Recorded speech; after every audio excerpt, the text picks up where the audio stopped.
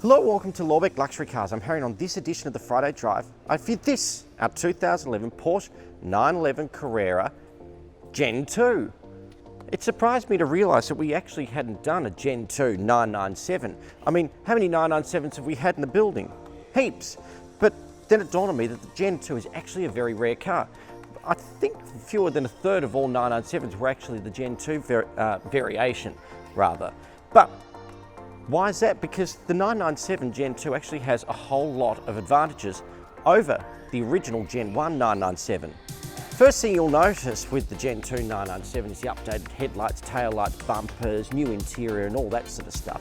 But most importantly is when you come back here, you've got the updated direct injection flat 6. Now that is connected also to a 7-speed double clutch gearbox, which means that the Porsche 911 has finally been rid of the sloppy Mercedes-sourced 5-speed that was bestowed for so many years.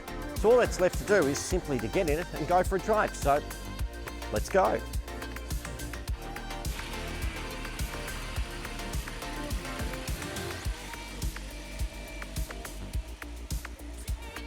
Now it's important to note in the 997 Generation 2, the engine is mounted 10mm lower than in the Generation 1. Why do they do this? Well, it's to bring the centre of gravity down, which improves handling, all that sort of stuff. Is it noticeable? Well, I mean, it's hard to really give a definitive answer when we're driving on St Kilda Road at 47 kilometres an hour.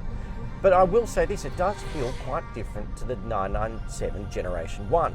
That would be a fair comment.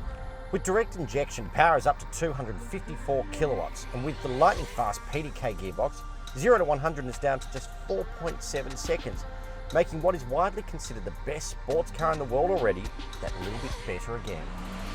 Now, it's no secret that I'm not really much of a fan of 911s, or supercars for that matter. Ironic, I know, but I have to be honest, I can appreciate why people would love this car. I mean, the steering is so wonderfully detailed, and the conviction with which it plants itself and the way it gets around corners is simply iconic. The 997 Generation 2 addresses all the shortfalls of the first gen. It's a better car in every respect, but still has that classic 911 feel.